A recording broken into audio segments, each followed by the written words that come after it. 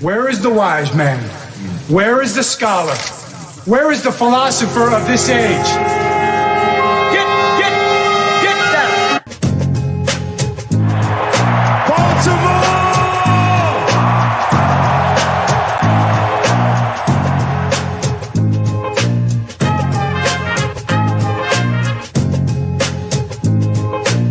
What are they giving me? Everything out of me. They gonna get a Super Bowl out of me. Believe that. Believe that.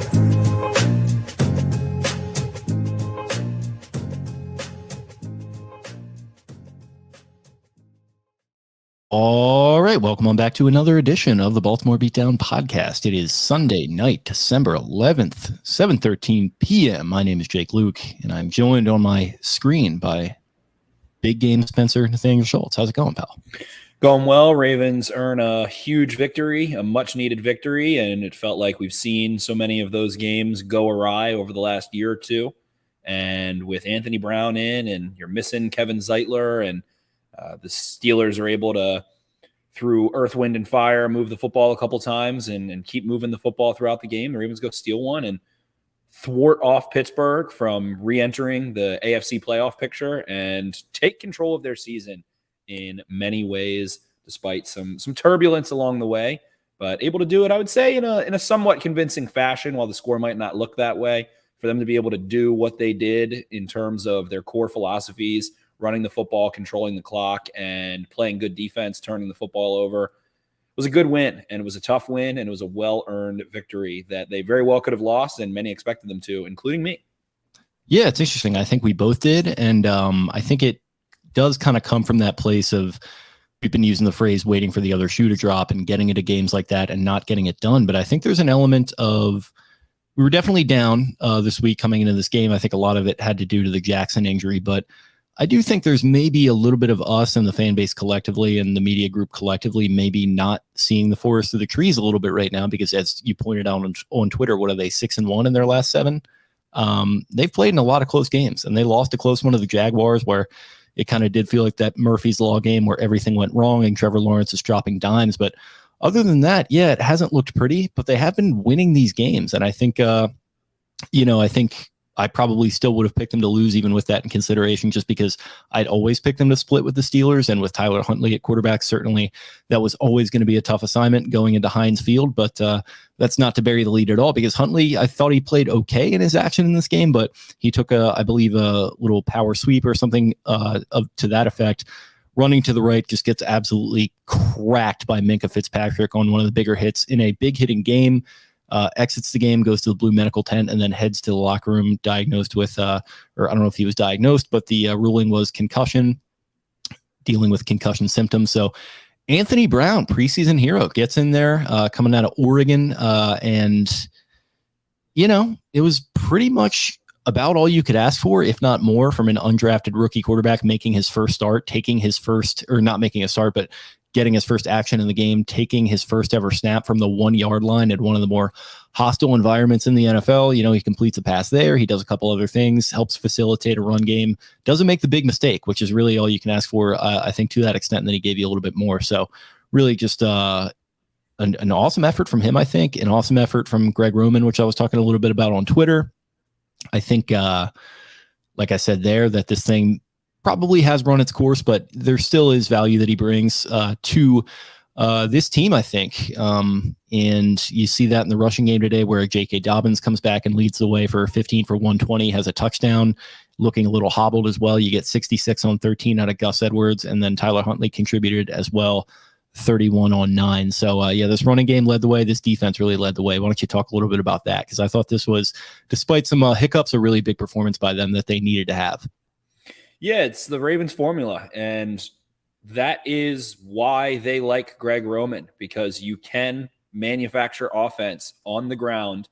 If your offensive line can go shit kick a little bit, and God forbid you finally have a back that understands leverage, understands how to really be patient while maintaining some level of explosiveness. You see J.K. Dobbins so commonly in this game put his hand on the back of a blocker and build up a little speed and then slingshot himself outside of them. And to have that back in that offense took the reins. It didn't really matter who was playing quarterback. It really didn't matter. As long as they played good defense, they were going to be able to go down and make a couple plays. Hey, they're a 4th and 1 that gets a botched snap.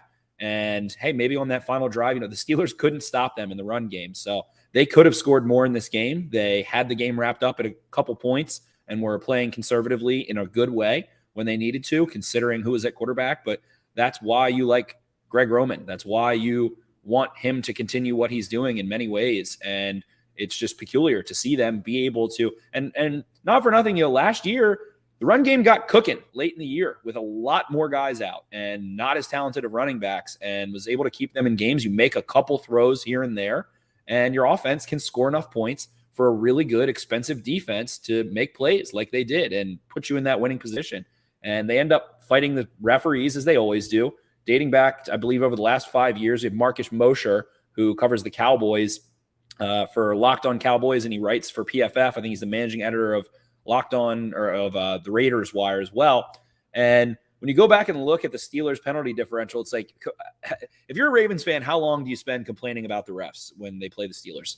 30 minutes, 45 minutes, an hour every single time they match up. The Steelers from 2015 through 2021 had a penalty differential in their favor of 17.19 yards over that 5-year period.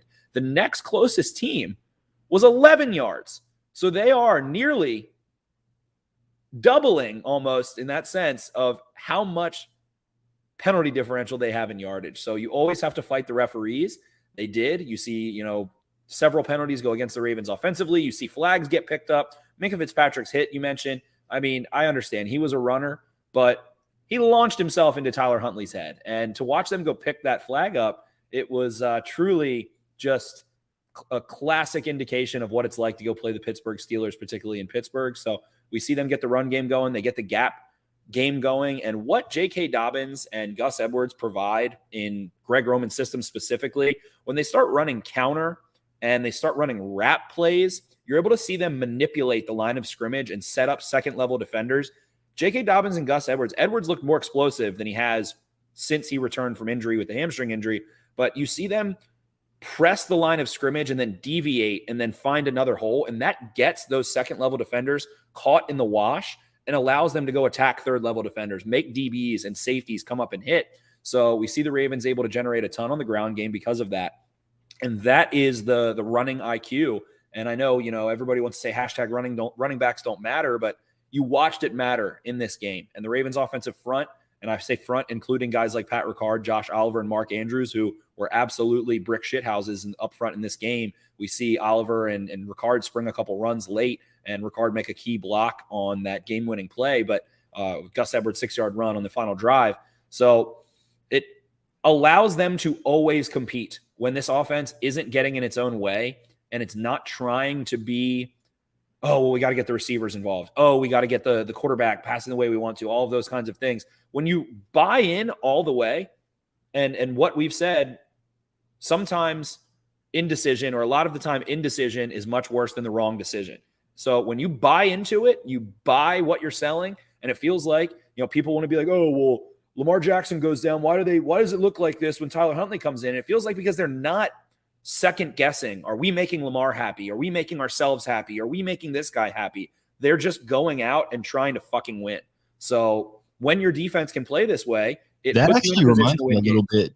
Sorry to cut you off, but that reminds me a little bit of when Andrews went out, right, against the Buccaneers, where it felt like they were trying to force feed it to Andrews a little bit, and he goes out, and all of a sudden it's a little bit of a Ewing. I don't think there's any that force feeds to Andrews. I think that Lamar does, for good reason, because they see the field the same way. Devin Duvernay doesn't see the field like Mark Andrews does in that same rhythm that he has between Lamar Jackson and Mark Andrews. So I think there's a good reason for that, but you make a good point.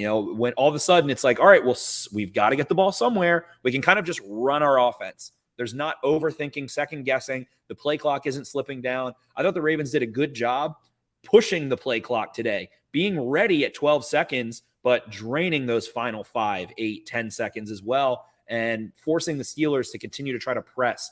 And my, oh my, did they? My, oh my, pie, oh my, did Mitch Trubisky turn into a horse in this one? Oh God, that was really good. That was poetic. I think you deserve a little. Where is the Not that. Wow. Yeah. I'll take either the wise man and the wow. Yeah, the wise man and Owen Wilson. Shout out to both. Yeah, dude. It was the total complete mixed Trubisky performance, right? And when Pickett went out, who did not look good at first, he was just trying to take these little scrambles. If Kenny Pickett stayed in this game, they were not scoring a touchdown and maybe not scoring a point. I think he scrambled on 3 of like 5 dropbacks. Yeah, he had no clue what he was seeing. Yeah, he gets sacked, I think, by Roquan at one point. Then he gets hurt, and he just, he was not moving the ball. What scares you about Trubisky as an opposing fan, and this is why I said I'd rather see Pickett, is that he can move the ball, right? And he's a little like Schaub-ish in that way, where he can move it, but the big turnover, the other shoe is always kind of ready to drop with him. And man, it really did. He threw the 3 interceptions. First one to Roquan Smith, which really kind of came out of nowhere. And that was the one that's kind of turned the tide of the game because they were moving the ball offensively. They had that first drive with him where he just chucked one deep to Pickens. Then he had a touchdown pass, I believe, going to, I forget who it was immediately after, but it was just kind of like a out of nowhere. Ravens are up, I think 10-0, and then they score that, and then it's 10-7, I believe is how that went. And it just, they punched it in from the one, Najee Harris. Oh yeah, they punched it in with Najee Harris. So it wasn't a touchdown, but yeah, exactly to your point. But yeah, it was the turnovers. It was the Roquan Smith. Queen had a very similar one where he goes up and just snatches the ball kind of out of nowhere. And then, the other one where he tries to force one deep, and every time, and this isn't a unique fan thing, but I feel like every time with the Ravens, you see a deep shot, you're just kind of worried. But maybe we shouldn't be anymore with Marcus Williams patrolling around back there because he just picks that one off like he was an outfielder, and he had obviously the weird. If he wasn't on the field, if there was any other safety, no one's picking that ball off. For sure. The tracking and the ability to actually go corral the ball, then they end up being at the 1 yard line after that, and in comes Anthony Brown, his first ever NFL action. So just unbelievable. Daniel Valente on Twitter, at different points of the game, the Steelers had the ball at the Ravens 17-yard line, 22-yard line, 23-yard line, 46-yard line, and came away with 0 points. So that's what Trubisky gives you. He can move the ball, but he is a pressure cooker. He has always struggled in the red area. He tries to force the ball. He does not settle for field goals well. And then he ends up getting, when he was starting on the Bears, he ends up getting to these patterns where he gets so frightened to turn the football over that he won't throw the ball and only ultimately eats field goals. Who's coming in here throwing this around? I don't recognize you, Mosca. Listen, we'll eat our words here a little bit. I think we both are. Yeah, I said I wanted the Ravens to prove to me that this was, and I wrote an article basically saying, at this point, you don't have Lamar Jackson. You're without Rashad Bateman. Guys are coming in and out. You're facing the Steelers beating you for a 5th straight time. The last 3, if they would have lost today, would have been in December. Y'all on Twitter. Anyway, so would have been 5 straight or 3 straight in December. Stumbling on my words reading comments here. But John Harbaugh's message would have rang stale if they don't go win this game. If you do let the Steelers drive down the football field and score a touchdown and they get the ball back and you can't keep your defense off the field, whatever it is, then it's kind of stale. It's kind of, all right, next man up. What the hell? Like the next man's up and we keep seeing them fall on their faces every single time. So they were able to spike that. This was a win, and we're watching the Cowboys in a dogfight against the Texans while this is happening. We're seeing the Panthers take out the Seahawks. We're seeing all these games, the Broncos giving the Chiefs a run for their money, putting up, 4 touchdowns in this one. Jerry Jeudy, I think, had 3. So a win's a win. But when it is your 3rd-string quarterback coming in and you get the monkey wrench of Mitch Trubisky, a quarterback that started this year, he's athletic, he's experienced, and was able to get some traction going. When you can thwart that, you're finishing. And that has been one of the other mantras. It's next man up, who's got it better than us, and finish is the other one. So all of those things start to sound super hollow and lack of spirit within them as you can't get it done. And for them to go out there with Anthony Brown with a Pittsburgh Steelers team that is shooting every gap. They were run blitzing every gap and still being able, as we were talking about in the offensive, segment there, to manufacture and wrap around and create disadvantages for the Steelers in the numbers game, get pullers out in front, make linebackers have to come up and take out linemen, all of those kinds of things. It was a win for the Ravens way. It was a big win for the Ravens way in Pittsburgh which makes it that much sweeter and that much bigger. Yeah, J.K. Dobbins, 48 yards over expected for rushing. I mean, that's kind of, I think it tells you maybe where this offense is looked at or where people perceive them to be at. I think rightfully so in a lot of ways. But yeah, I mean, to the points that we've been making, I think Roman can still, on a certain day, on any given Sunday, he can find it, he can dial it up. And especially when you have a Ronnie Stanley back in the mix, which was huge. Also huge was the fact that Kevin Zeitler wasn't in there and they were still able to make this happen with Ben Cleveland and Tristan Colon kind of doing that rotation type thing. And ultimately the play that won it, where they bring Ben Powers back across the other side. They faked a little pop to Duvernay, which I think it was Josh Reed brought it up on Twitter about how that's a little bit of leaning into the tendencies and then kind of tendency breaking all in one play to sort of take full advantage of what teams think that you are. And just, yeah, a really nice effort overall. And we got that's where you can lose yourself as a play caller when, you know, it's not like it's high school football and you can be like, all right, we're running 6 plays and it doesn't matter. They're going to mess up more times than we are on these 6 plays. And we watched Damascus high school football this year. Shout out to the franchise on the couch. They ran power, 1 play. They were able to go smack teams around, put some different spins on it, and they're running 1 concept. And to be able to still do that and stay within the world of gap scheme in the NFL at that level with your 3rd string quarterback and manufacture that run game, like, just get out of your own way and stay that way. And when you have the backs in, when you have Dobbins in, when you have Edwards in, this team can beat any team when they are able to press that way. And it's like, oh, well, if you take away the run, it's like, what is involved in taking away the run? What is involved in making them one-dimensional? I don't know. And then Ronnie Stanley, you can't say enough about what he does for the run game as well. His ability to move guys out of their gap with the athleticism he possesses and the size that he possesses, and then his hit rate on connecting, coming off of combo blocks and sealing things off, so high and makes such a difference when you're talking about Pat McCary, who, God bless him, you know, he fights his ass off as a pass protector and does a good job there. Just can't get a ton of movement going as a tackle.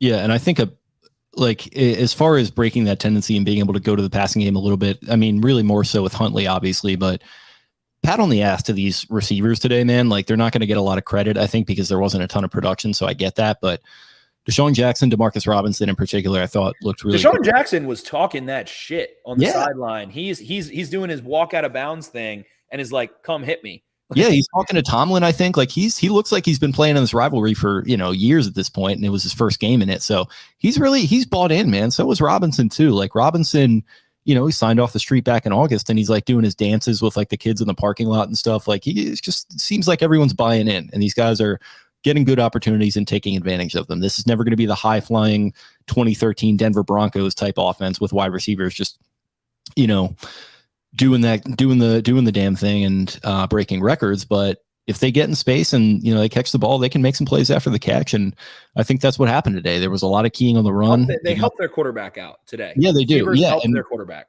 Yeah, that Huntley like running to his left and kind of like floating the one up there to Jackson, I think on a 3rd down. They were not great on 3rd down today, but that was one that they got. That was awesome. They made some really nice plays today. And yeah, I think I brought this up either last week or the week before, but yeah, I'm all for bringing D-Rob back. I don't think he's going anywhere. I think if they're interested, he's interested. Yeah, I'd certainly hope so. He's looked every bit the part of like a really solid number 3 wide receiver. Quarterbacks out. He's working back to the ball. He's making guys miss after the catch. That's what happens when you play with the Mahomes too, right? Where you're used to playing off schedule and stuff like that. He's a good fit for what they do here. And he blocks. He's a good long presence that isn't a coward in the stock block game and works out that way. So incredibly impressive in that sense. Once Anthony Brown, just thinking of the narrative, or I guess the story of what this game was. All right, well, you knock Kenny Pickett out. Mitch comes in firing. Tyler Huntley looks all right. They end up botching that 4th down in Steelers territory. Maybe you could have tried to kick that. I think it was a little deep for Heinz Field, or I guess McClision or whatever the Acrisure. Yeah, Jack Crackerbox, whatever the hell stadium they call that now. Cracked by Jack.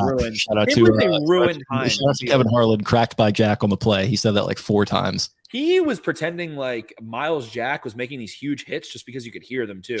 he was getting bitched around. Like he was getting like, dude, Kenyon Drake like ate his lunch on one play. I was like, dude, was that Jack? Like I thought he like had a little more sand in his pants, but maybe not. He's a little bit. He's like a running will linebacker a little bit, but so they were able ultimately to buy into their own. They got high off their own supply in a good way. They listened to the good preach, and those wide receivers, the way they were working back to the quarterback, the way that they were helping out, the way that they were blocking downfield and pressing and doing all of these things.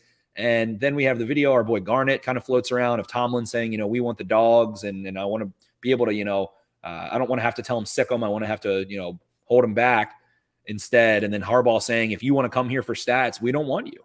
And it's receivers that want to win, and they played like they wanted to win. Devin Duvernay was hitting. Devin Duvernay has a punt return and does a little boy. Someone tried to come hit him late, and he does a little boy celebration. So they're willing to get dirty. They're willing to get gritty, and that's what it's going to take, man. So I think this was a galvanizing win, and one that was incredibly needed. It feels like a breath of fresh air, and that the Raven way and all of those things that have been preached into the spirit and soul and destiny of the team and all of those things that Harbaugh sells feel rejuvenated in a hyper sense. And when you're Lamar Jackson and you've got a little bit of a knee injury, and maybe it could be a 2-week thing, maybe it could be a 3-week thing, maybe it ends your season, and you see the team rallying in that sense, it makes you want to rally a little bit. So, it's about winning, man, at the end of the day. All it's about is winning games, especially in December, especially against your rivals and with the playoffs at stake. And the Ravens played winning football very much so. They did fold defensively. They did have a nice performance and create turnovers and baited Mitch Trubisky and some of those things, but they did allow the Steelers to walk down the field before the end of the half, in the first half. And late in the game, they blow zone coverage, and Kyle Hamilton is going to get blamed because you see Kyle Hamilton, and he was playing near Freiermuth in that sense. To me, and we're going to go back and break this one down, but to me it looked like, and I think that who was doing color? It was Kevin and who? I can't remember. Trent Green. Trent Green broke it down that I think Connor Hayward, Cam's brother, ran a little shallow cross, and that took Roquan Smith's tension, and he vacated his zone. Kyle Hamilton thinks, I have inside help. I want to force Freiermuth inside to Roquan Smith, and he's no longer there. So it was a little bit of a botch from Roquan in that sense in my eyes. But again, it's error, communication, late, zone, trying to prevent a touchdown, prevent a drive. There was a ton of penalties. Marlon Humphrey's getting called for penalties left and right. He had a rough day. Made a couple plays in this one still, but our boy got, taken by George Pickens once. The other one was just kind of good coverage. And then Deontay Johnson gets him late in the game on that final drive. They tack on the Justin Madubuike roughing the passer just for fun. And then, they end up luckily calling that kind of 0-0 penalty that was super strange. So yeah, that was interesting. I've never seen refs confer so much in a game, like especially in a non-Boger crew. Yeah, it was a tough day from this crew, but whatever. I mean, it's kind of You're always going to have to beat the Steelers and the refs. You can't even fight it. And if you're a fan, I highly recommend just like taking pride when they win in spite of it, because it's always going to be that way. The Steelers are a darling team in the NFL. I don't know why. I don't know where. I don't know how. But like I said, they always come out on top in terms of penalties. Well, Ben and Mr. Rooney and all the class acts over there. I mean, you can't help but fawn over it. I mean, what a great operation. Just top class from top to bottom. We love them. But yeah, I kind of just wonder, like, back to the defense, like, is this just what an elite defense looks like in 2022? Like, you can be as good as possible, but like, you're still going to give up yards. You got to count on being explosive and make plays in, turnovers, that is. And you're just like, they're going to get there a little bit just because of the way the rules work. And like, if you just spread it out and you chuck it deep, like, you got the old adage about, if you throw the ball, 3 things can happen and 2 of them are bad. I feel like it's almost like reverse of that now, where like, if you throw it up, maybe it gets picked off, but it's either going to be caught or you're going to get a pass interference. Like, it feels like that's part of it, or maybe you get like a roughing the passer or something. It just feels like with the way that the rules favor offense, maybe this is just what an elite defense is. And a huge part of that, I think we saw the Ravens start playing a lot of man coverage today, and we saw Kyle Hamilton. There was a little bit of discourse going on K-Hammy this week, but we saw them get Steven Sims on him in the slot and giving him a little trouble. I don't think Kyle Hamilton is ever, no matter how much he cleans up, he is never ideally suited to play man coverage or any match man against a small, quick, twitchy slot receiver. He's 6'4". Go find a safety that is over 6'2" doing that with any sort of success consistently. It just doesn't really happen. Derwin James doesn't do it. And I do very much think that Hamilton is in the mold of a Derwin James. So with that being said, they vision to the ball a lot more. They're playing more match man than they are man. In this one, they start playing a ton of man, and they start losing a little bit. And teams are happy to see that they're not visioning to the ball and triggering downhill and making plays. And the pass interference, you are much more susceptible to pass interference in man coverage because you're playing the receiver and trying to play the catch point as opposed to playing the quarterback and the ball. So I think that we're going to see the Ravens toy down the stretch here with a little bit of that man, a little bit of that zone, and where is the balance? Where can you maybe play man to one side, cover 6, basically playing man to one side, zone to the other, things of that nature. And that's why we see them trade for Roquan Smith. When you have linebackers that can run and make plays and are able to make plays in coverage, then you end up hopefully having more days like today where both of those guys make huge impact plays in the red zone for you and are a major factor why you win this game. Yeah, definitely. They feel like a heart and soul kind of, pair together there in the middle of the defense. They're doing a lot of talking after the game about how we're the best linebacking duo. And it was interesting to hear Roquan's post-game presser talking a little bit about just coming here. Like he had some like kind of wry little quips about like, they asked him about like, does this compare at all to your rivalries in Chicago? And he was like, shit, like I was never really on the winning side when I was in rivalries over there. So it kind of feels good to be a part of that. Like talking about how he's a Raven now after beating the Steelers, and then Queen just looking like kind of a badass, talking to the media after he was having a superstar moment. He does. Like he's got his shades on, he's got the puffy Nike on, his hair's all done up. He looked like Mr. Superstar. Yeah, he did. He's got some Dion swag going on right now, and that's a great thing for him. He's been through a lot of bullshit, and it's good to see a guy turn that into a positive, which he really has here, playing really well down the stretch. And just awesome to see him make that play because they really needed it, as did they need the other interceptions. So yeah, they're those two guys we're probably not going to see a ton of them. I think there's a good chance one or both is going to be going within the next year or two, but this is not really the time for that conversation. Let's just enjoy watching them while we have them here. We shall see. And it feels like they wanted Bobby Wagner to pair with Queen. They want dynamic linebacker play. And again, what does a dynamic defense look like in 2022? It's good up the spine. They're playing a lot of too high. They want good safety play, good linebacker play, and they want a stout defensive line that can handle the run game so that they can have more defenders in coverage or in position, or to be in better position when they are facing play action, facing those neutral downs, and can be in a better position to defend themselves downfield. So Marcus Williams provides so much, and we see him go make a game-changing play. Those three guys, man. I mean, Queen's and a shout out, by the way, to Calais Campbell, who is just always awesome. And then another field goal block in a high leverage situation. Just his fucking eighth awesome. of his career, 8 blocked field goals. Yeah, and he talked about Chris Horton too, made an audible before that. He said, we're going to have you go up A this time.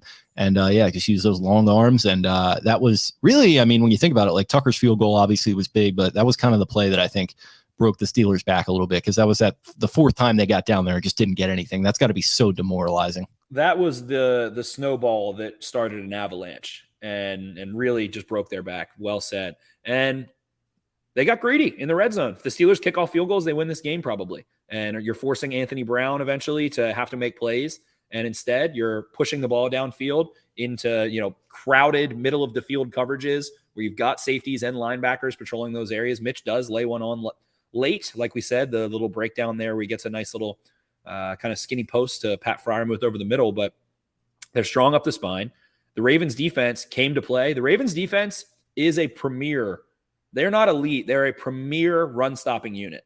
They have Kyle Hamilton down in the box. They have a really good run-defending corner in Marlon Humphrey. Chuck Clark is a stout run defender. He fits really well from too high or down in the box. You've got athletic linebackers, and they have some beasts up there. The Steelers, like we mentioned in the preview show, have been arguably the top running, probably outside of the Eagles, the top running team in the NFL over the last month. They, I think, limited Najee Harris to 1 carry of 10 or more yards, and it was 13. Jaylen Warren did get a little frisky at certain points in this game and kind of out of the backfield. But making teams one-dimensional plays into the hands of having Marcus Williams and Kyle Hamilton and Marlon Humphrey and those guys back there. So they might not have had the cleanest sheet today in some of those late game instances and situations, but man, does it make it easier for this pass rush? Does it make it easier for the linebackers? Does it make it easier for everyone when they can force teams into that pass only script? They are built to defend the pass. They are built to stop the run.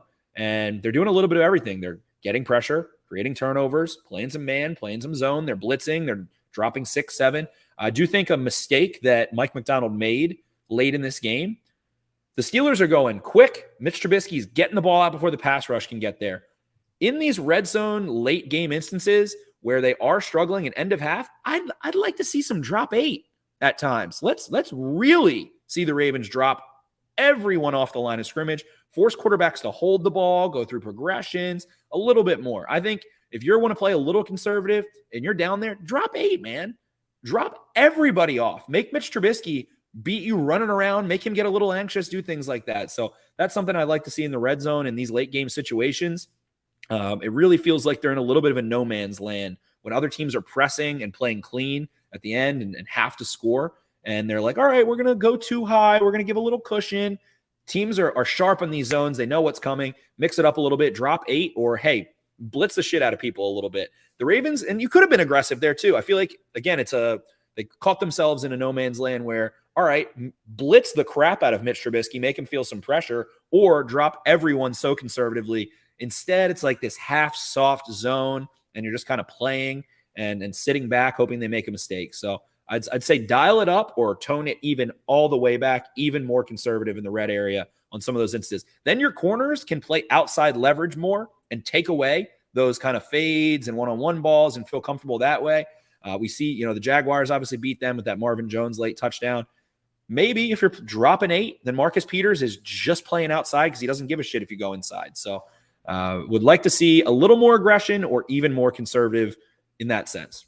Yeah, like maybe don't try to funnel the ball, try to like come to the ball and like make a play on it. Because it feels like that's what they're trying to do in those situations. And when they try to do that, they don't. Like they're like, oh, we're going to keep you away from the sidelines, and they somehow get to the sidelines. And it's just like, don't overthink it. Like you're probably a more talented defense than they are in offense. So play like it or call the game like it at least.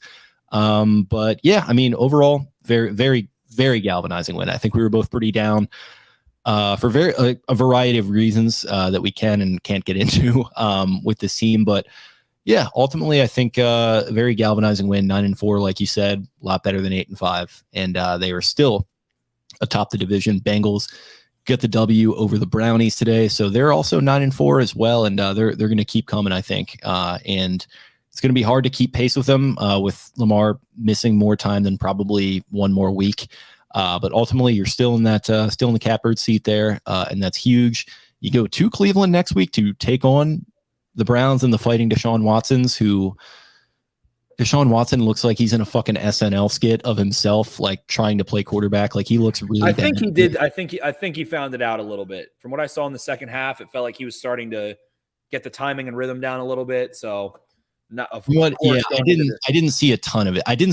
I was watching a little bit, and it's just like the bouncing around and like the exaggerated motions and like trying to like whip the ball. It's like, dude, like just settle the fuck. Like, what are you doing? Not that I'm rooting for him to do well, but like it just looks. It was a little, especially early on. It was kind of painful to watch. Yeah, it's just like he's playing like a parody of himself. But yeah, I don't know. Maybe he will find it a little bit against this defense. They're going to be at home in Cleveland, like I said, next week. So.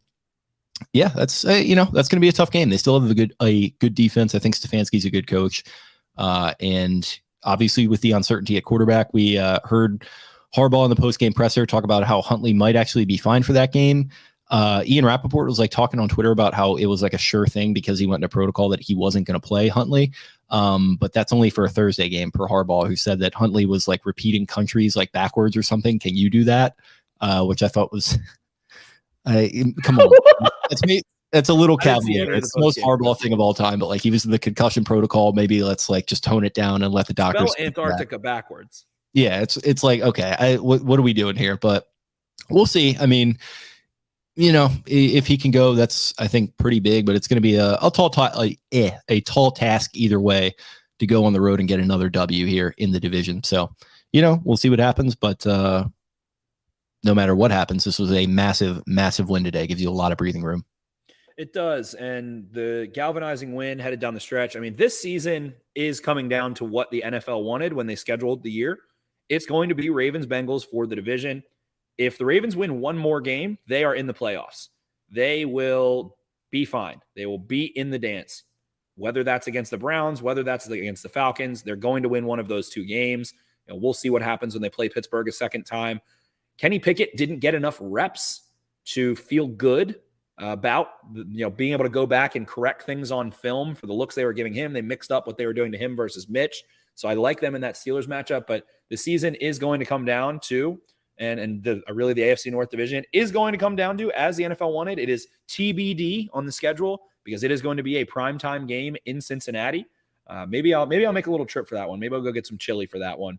And it's what the NFL wanted. That's what we're going to see. So whether you have Huntley, whether you have Anthony Brown starting, whenever Lamar comes back, basically where the Ravens stand, they need to, in order for them to miss the playoffs, they would have to lose out. And then one of the Chargers, the Jets, or the Patriots would have to win out. You have head-to-head against the Jets and against the Patriots. I think they're both sitting at 6-7 for the, what are the Jets? 7-6?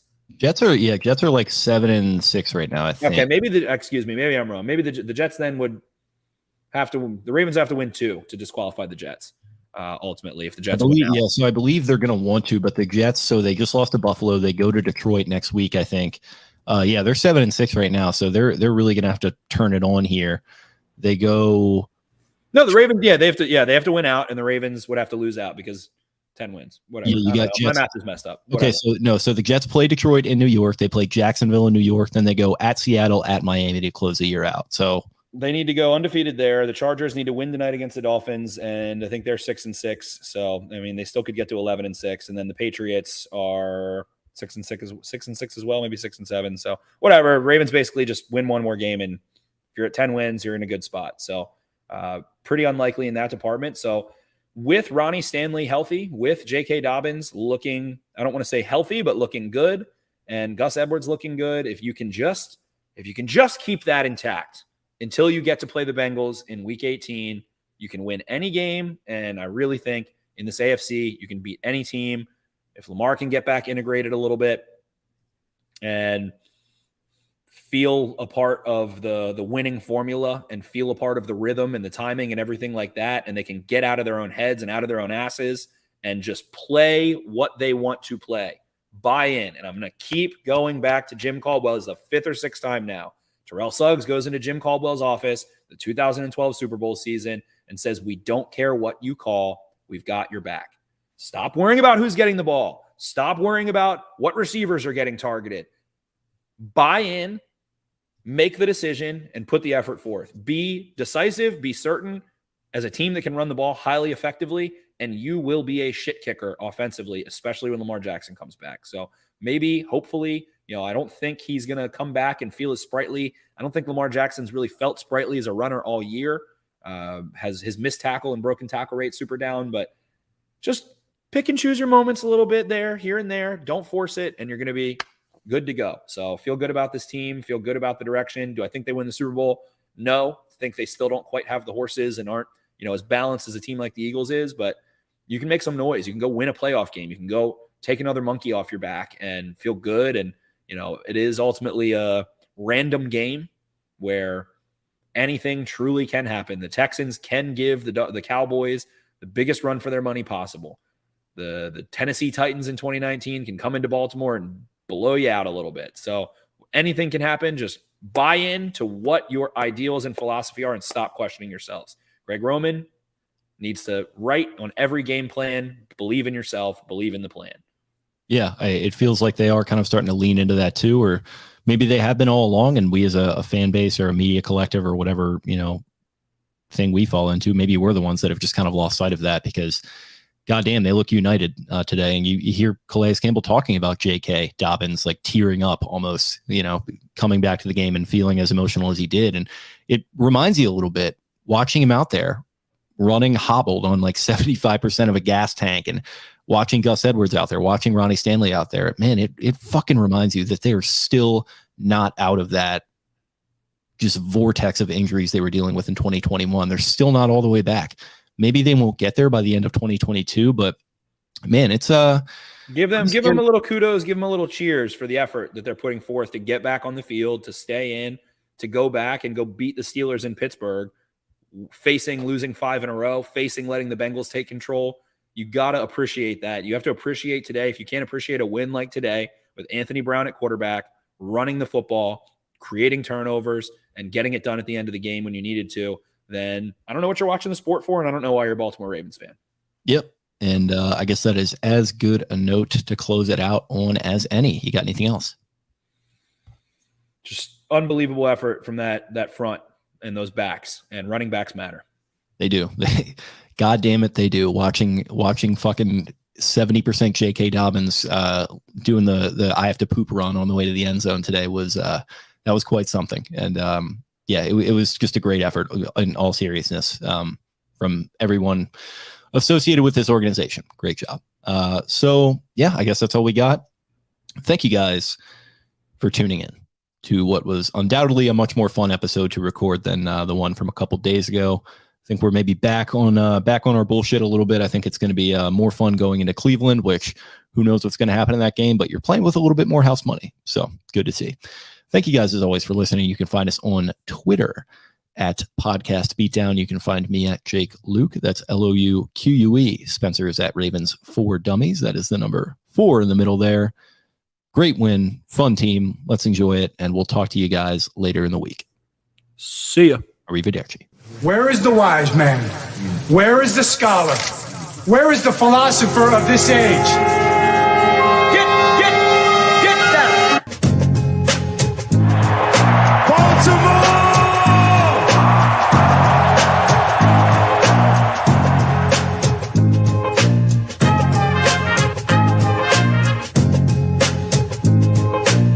What are they getting? Everything out of me. They gonna get a Super Bowl out of me. Believe that.